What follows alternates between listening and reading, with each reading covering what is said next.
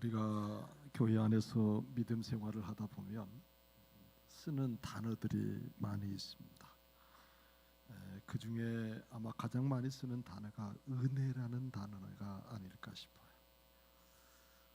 은혜라고 하는 말은 한국어 사전에 보면 고맙게 베풀어 주시는 혜택, 신세 이렇게 표현을 씁니다. 근데 성경적으로 보면 우리가 참 감동을 줘요. 은혜라고 하는 말을 원문적으로 보면 카리스라는 말을 씁니다. 이 카리스라고 하는 말은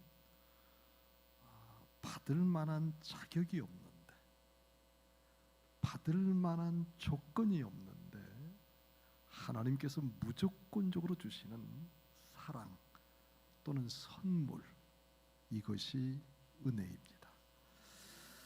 이 은혜라는 말을 가만히 생각을 해보면 너무 감사해요. 받을 만한 조건이 없어요. 받을 만한 자격도 없어요. 그런데 하나님께서 무조건적으로 주시는 거거든요. 이 은혜 때문에 우리가 죄사함을 받고 하나님의 자녀가 되고 천국 가는 거거든요. 생각하면 생각할수록 감사해요. 그래서 교회 안에서 우리가 믿음 생활하면서 가장 많이 사용하는 단어가 은혜라는 말을 참 많이 사용을 해요. 근데 오늘 본문 29절에 보면 좀 특이한 표현을 해요. 그리스도를 위해서 은혜를 주신 것은, 그렇게 얘기를 해요. 우리가 은혜를 받았다는 얘기는 나를 위해서 주셨다고 생각하잖아요. 그래서 우리가 자꾸 어때요? 하나님께 감사하잖아요. 기뻐하잖아요. 근데 오늘 성경은 뭐라고 하느냐? 그 은혜를 나를 위해서 준 게 아니고 그리스도를 위해서 주셨다는 이야기예요. 여러분, 이거 어떻게 해석을 해야 될까요? 은혜는 하나님이 나를 위해서 주셨다고 그렇게 믿고 늘 감사했는데, 오늘 성경 말씀은 예수님을 위해서 은혜를 주셨다는 거예요. 도대체 이게 무슨 표현일까? 제가 가만히 묵상을 해보니까 이런 얘기예요. 우리가 은혜 받은 사람으로서 삶의 성숙함을 보이라는 이야기예요. 그동안 우리가 하나님의 은혜 주셔서 죄사함 받고 하나님의 자녀가 되고 천국 갈 백성이 됐으니 감사합니다, 감사합니다라고 살았는데, 이제는 그것을 뛰어넘으라는 거예요. 누구를 위해서요? 예수님을 위해서 살라는 거예요. 그렇다면 은혜 받은 사람이 예수님을 위해서 산다는 것이 도대체 무엇일까? 첫째는 예수님을 잘 믿는 거예요. 오늘 본문 29절 하반절에 보면 이렇게 말씀을 하세요. 그리스도를 위하여 너희에게 은혜를 주신 것은 다만 그를 믿을 뿐 아니라, 그렇게 말씀을 하세요. 그러니까 예수님이 우리를 위해서 은혜 주신 건 뭐냐? 예수님을 믿게 하기 위해서 은혜를 주셨다는 거예요. 여러분, 성경을 읽다 보면 하나님께서 우주 만물을 만드시고 사람을 만드셨다는 하나님의 창조의 역사를 읽는데 그걸 믿어지십니까? 대단하신 분들이시네요. 조금 더 읽다 보면 하나님께서 이스라엘을 통하여서 우주 만물을 구원하시겠다는 하나님의 계획이 나와요. 그게 믿어지십니까? 그러세요? 조금 더 읽다 보면 신약 성경 넘어가면 예수님께서 우리 죄를 위해서 십자가에 돌아가시고 3일 만에 부활하심으로 모든 죄가 사함받고 영생의 길이 열렸다고 말씀하시는데, 이 사실이 믿어지십니까? 조금 더 나가면 예수님께서 이 땅에 재림의 주님으로 오셔서 심판을 하시고 믿는 자와 안 믿는 자를 가려서 천국과 지옥으로 가게 하시겠다는 말씀이 나오는데, 이게 믿어지십니까? 근데 교회 안에는 이 사실을 못 믿는 사람들이 많아요. 저는 그게 당연하다고 생각을 해요. 아니 여러분, 이치적으로 그게 맞는 얘기입니까? 원리적으로 그게 맞는 얘기입니까? 계산적으로 그게 합당한 얘기입니까? 아니에요. 사실은 그 말씀을 믿을 수가 없어요. 그런데 어느 날 하나님이 은혜를 혹하니 주시는 거예요. 그랬더니 어때요? 그 말씀이 믿어지기 시작하더라는 거예요. 아멘. 아마 어떤 사람이 저에게 하나님이 우주를 만드셨다는 이야기, 이스라엘을 통하여 구원하겠다는 이야기, 예수님이 우리 죄를 위해서 십자가에 돌아가시고 우리 모든 죄가 사해졌다는 이야기, 예수님께서 이 땅에 오셔서 심판하신 뒤에 나를 천국으로 이끌어가겠다는 이야기를 설명하라면 저는 설명을 못해요. 그냥 믿어지는 거예요. 계산해서 믿은 게 아니잖아요. 따져서 믿은 게 아니잖아요. 믿어지니까 믿은 게 아니잖아요. 그냥 믿어지는 거잖아요. 왜 그랬을까요? 하나님이 은혜를 주셨기 때문에. 그 얘기를 하고 있는 거예요. 내가 왜 은혜를 준 줄 아냐? 나를 믿게 하기 위해서라는 거예요. 그러므로 여러분이 아까 아멘이란 대답을 한 것처럼 성경이 믿어지고 예수님이 믿어진다면 우리에게 하나님의 은혜가 임한 줄 믿습니다. 그럼 어떻게 살아야 됩니까? 그 은혜에 감사하고 그 은혜를 고백하면서 그 은혜를 받은 사람으로서 충성스럽게 살아가는 것이 그리스도를 위한 은혜가 되는 줄 믿습니다. 두 번째는 오늘 성경 29절 하반절 다시 한번 보시기 바랍니다. 그리스도를 위하여 너희에게 은혜를 주신 것은 다만 그를 믿을 뿐 아니라 또한 그를 위하여 고난도 받게 하려 하심이라. 좀 이상하잖아요. 예수 믿으면 기쁨이 있다, 예수님 믿으면 감사가 있다, 예수님 믿으면 행복이 있다. 그런데 오늘 성경이 뭐라고 하느냐? 은혜 받은 사람이라면 예수님을 위해서 고난도 받아야 한다는 사실입니다. 근데 이 이야기가 귀 속에 잘 안 들어와요. 여러분, 은혜 받고 예수님을 믿으면 고난이 시작되는 거예요. 지금 주일이잖아요. 여러분 예수님 믿지 않았다면 지금 어디 계실 것 같습니까? 일터에 계시든지 취미생활 하든지 쉬시든지 그럴 거 아닙니까?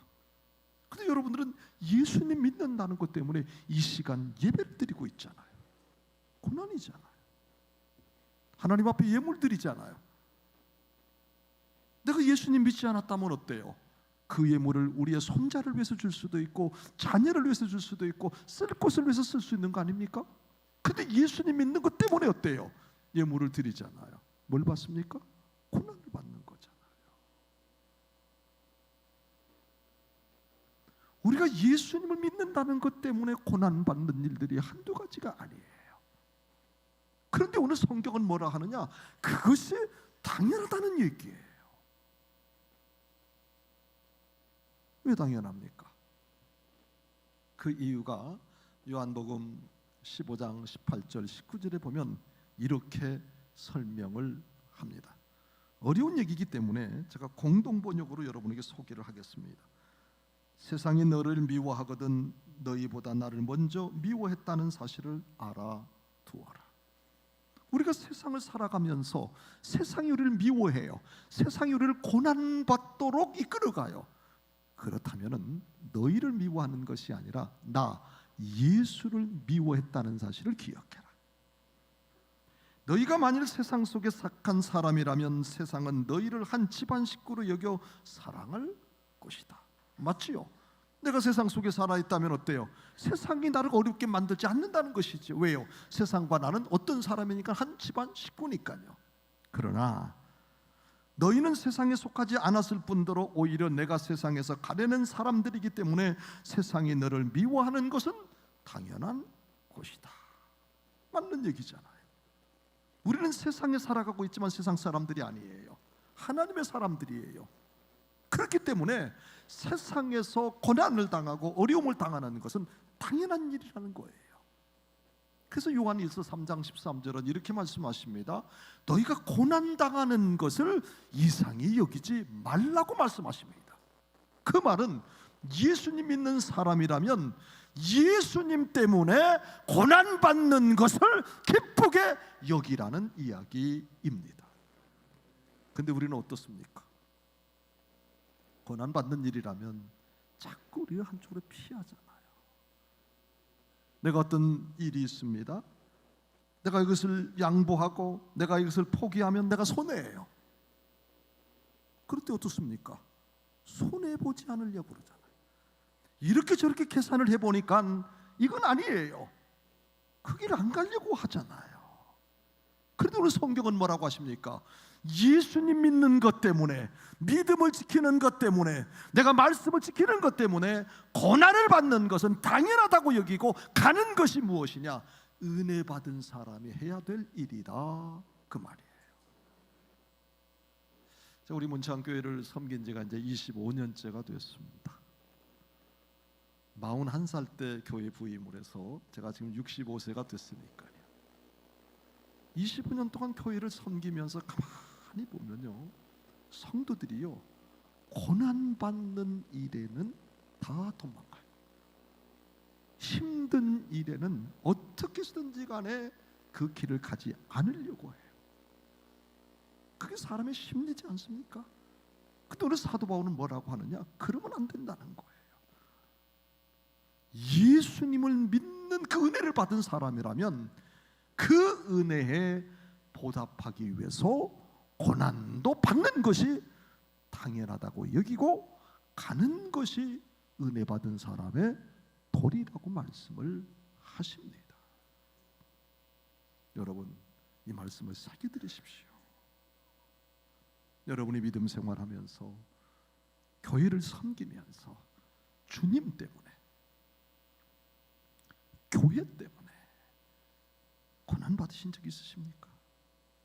내 생각을 내세우고, 내 주장을 내세우고, 내가 알고 있는 지식을 내세우고, 내 경험을 내세우고, 그래서 다른 사람에게 고난을 줄 수 있을지언정 내가 그 일을 자처했느냐 생각해보자는 이야기입니다.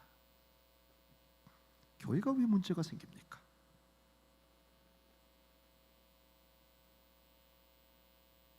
자꾸 내가 드러나서 그런 건 아닐까?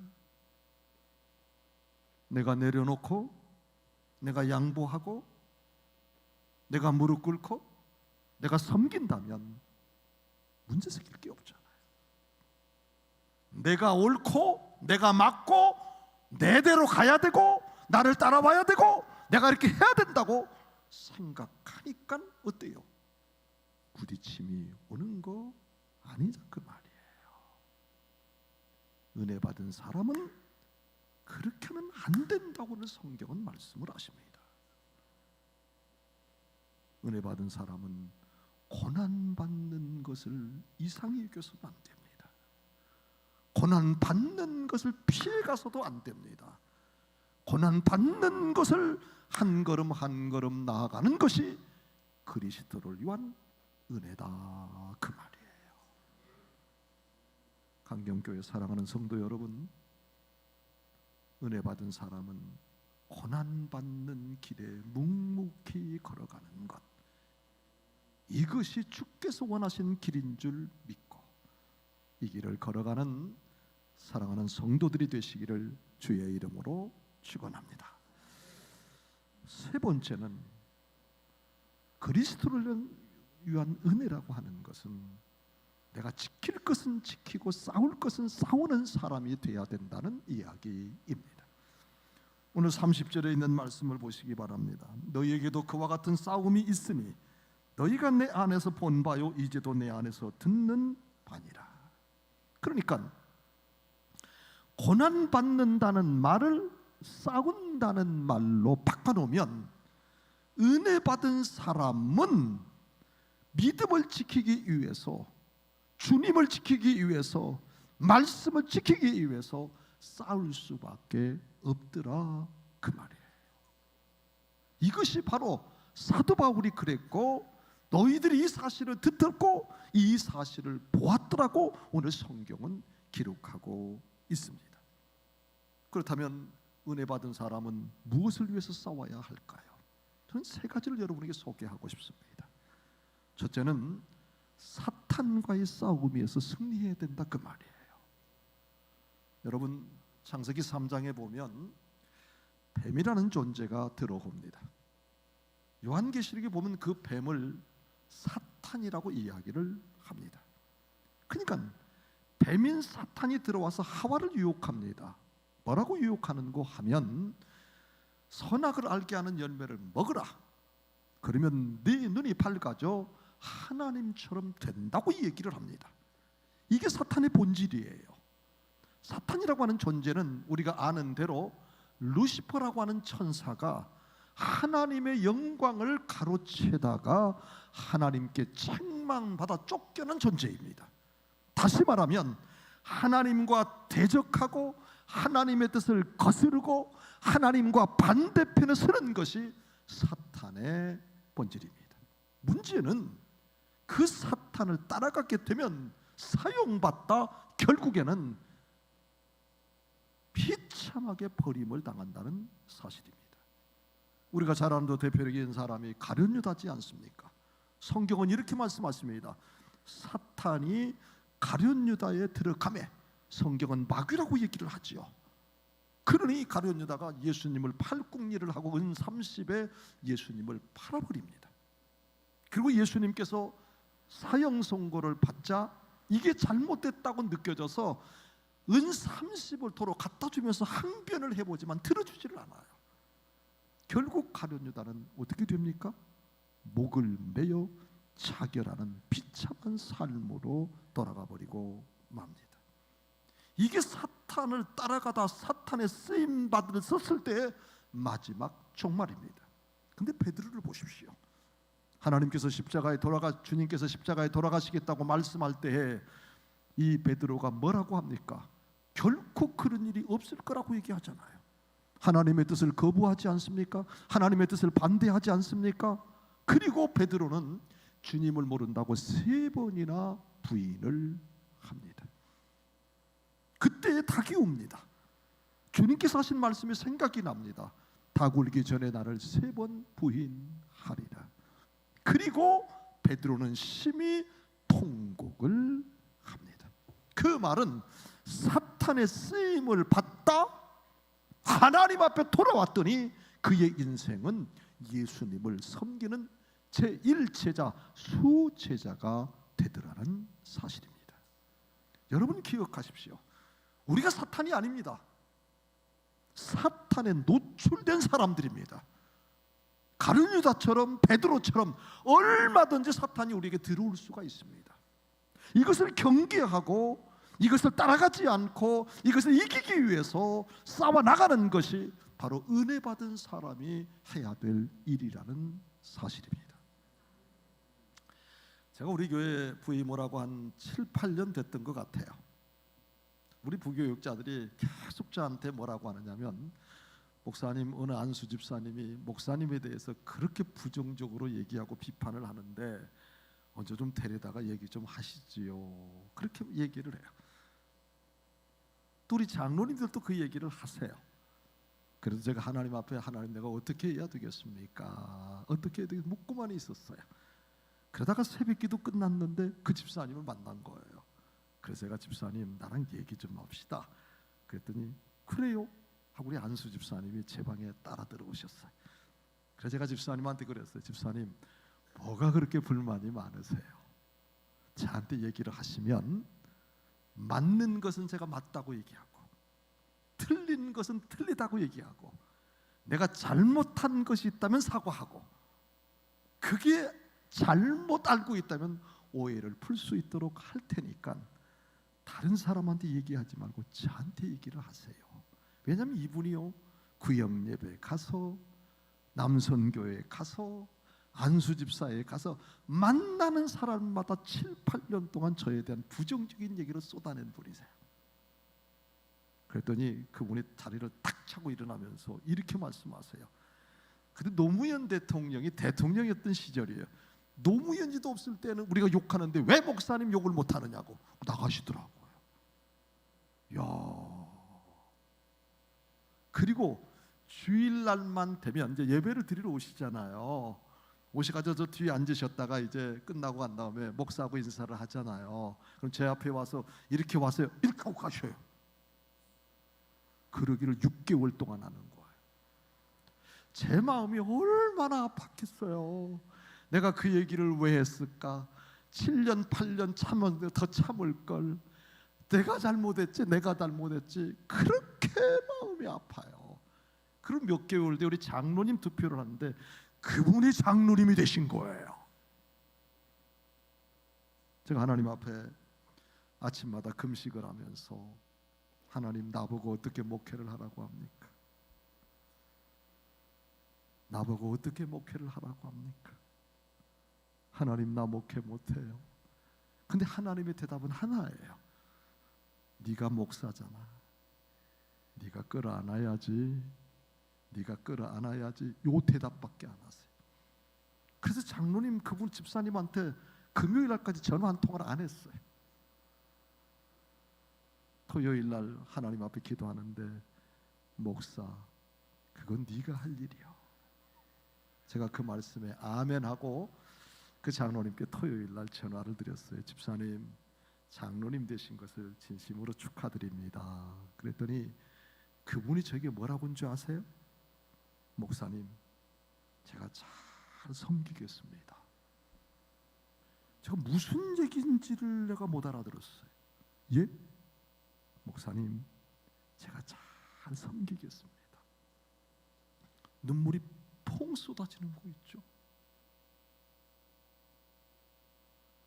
그리고 2년이 지나고 3년 때 우리 장로님 부서가 바뀌어서 선교위원장님이 되셨어요. 제가 중국의 지하신학교 강의를 갔다가 마지막 날 그분들을 시내로 모시고 점심을 사드리는데, 거기 가보니까 우리 장로님이 앉아 계시는 거예요. 권사님하고 부인 되는 권사님. 아니, 장로님 언제 오셨어요? 그랬더니 목사님 어저께 오셨어요. 어제 왔다는 거예요. 그 왜 왔느냐고 그랬더니, 목사님 어디 나가시면 외국 음식 못 드시잖아요. 그래서 제가 밥 사갖고 왔어요. 햇반, 흰밥, 잡곡밥, 새카만 밥, 김치 담아서 보리차를 얼려가지고 딱 펴놓는데요, 눈물이 펑펑 쏟아지는 거예요. 그래서 호텔에서 제가 물었어요. 장로님, 한 가지 궁금한 게 있는데요. 목사님, 뭔데요? 장로님 왜 이렇게 변하셨어요? 그랬더니 내가 언제는 뭐 잘못했나요? 나중에 얘기를 듣고 보니까요, 그 장로님과 몇 분이 그렇게 부정적으로 저를 얘기했던 분들이 장로님이 변하니까 그분들도 변하신 거예요. 그분 중에 한 분이 저한테 그래요. 그 장로님이 말씀하시는데요, 목사님 건드리면 죽어. 그러면서 하시는 말씀이 자신이 사탄의 종노릇을 했다고. 그걸 깨닫고 보니까 내가 얼마나 큰 잘못을 했는지 이제 내가 알고 목사님을 섬기겠다고 다짐했다고. 그렇게 세월이 지금 몇 년이 흘렀느냐? 벌써 16, 17년이 흐른 거예요. 지금 우리 교회에서 가장 잘 섬겨주시는 장로님이 된 거예요.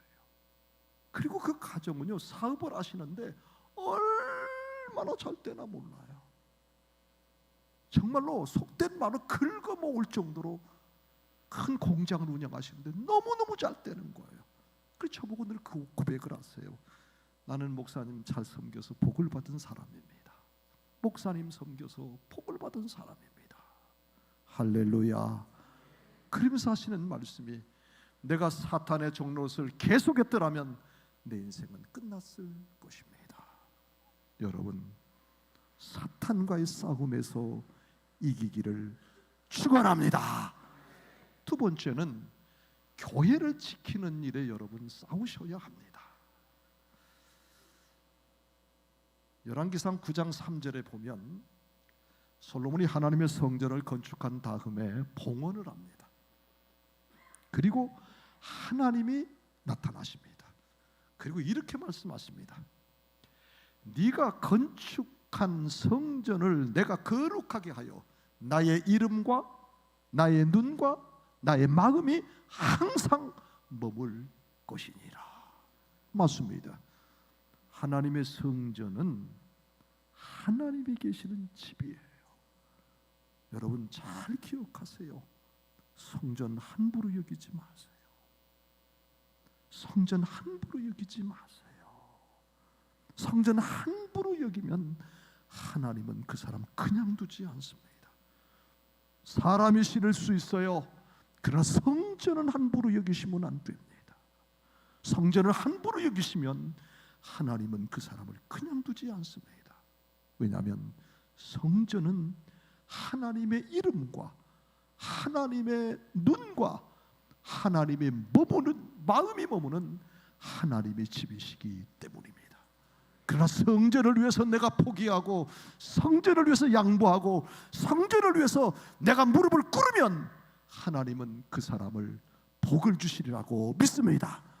한 목사님이 목회를 하는데 설교를 잘 못해요. 그래서 재직들이 모여서 저 목사님 그냥 안 되겠다, 저 목사님 가시기 해야 되겠다.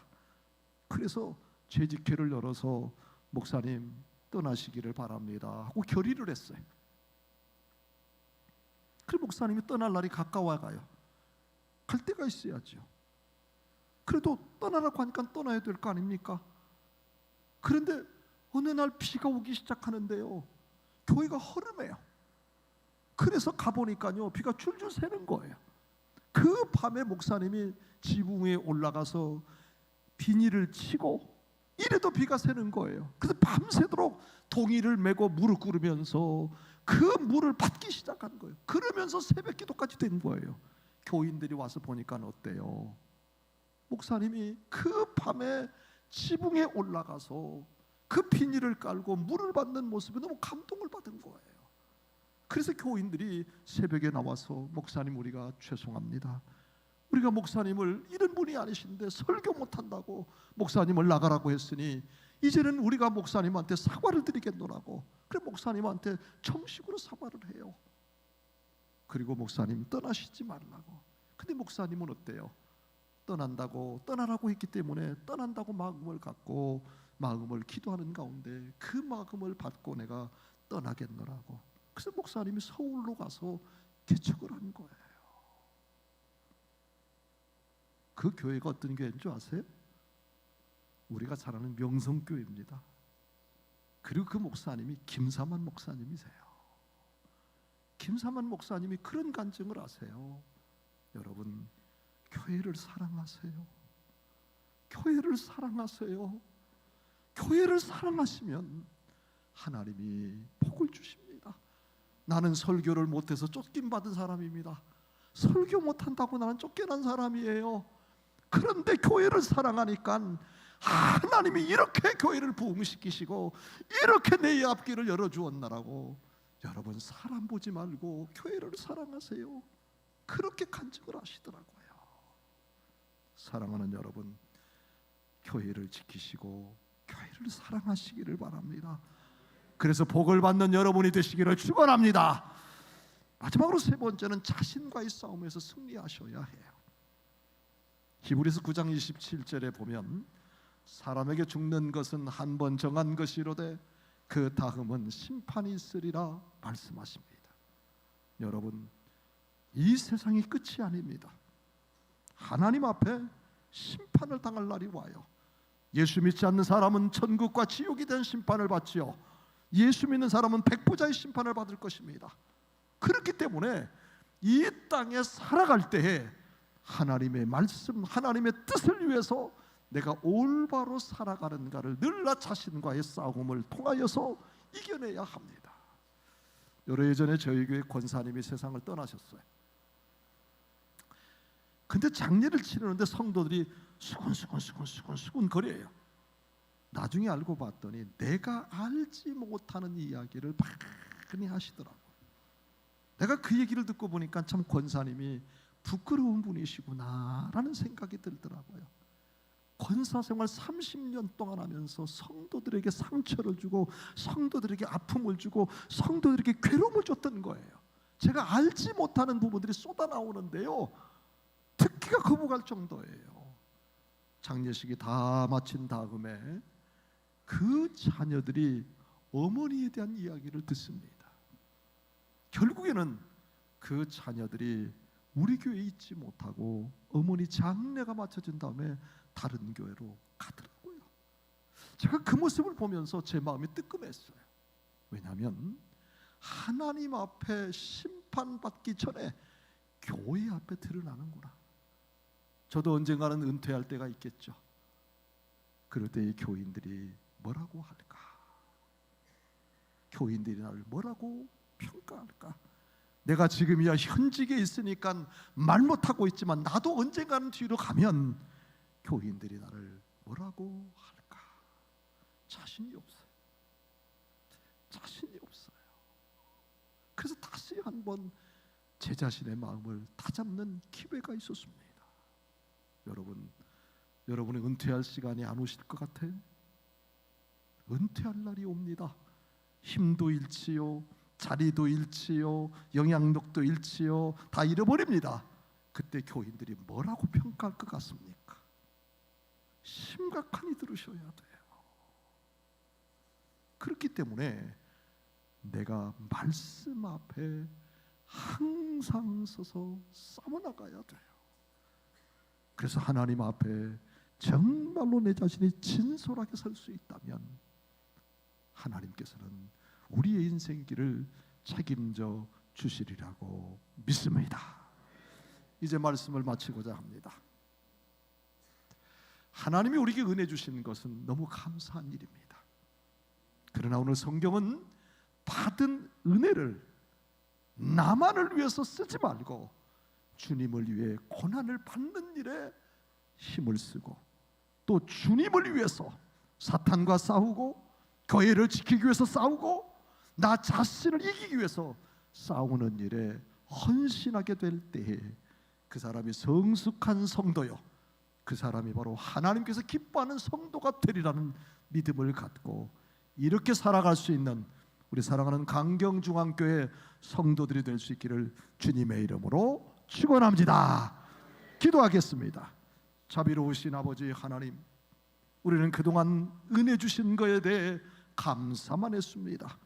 이제는 주님의 고난까지 나아가게 하여 주시옵시고, 그리고 사탄과 싸우고 교회를 지키고 나 자신과의 싸움에서 이겨나갈 수 있는 데까지 나아갈 수 있도록 우리에게 은혜를 내려 주시옵소서.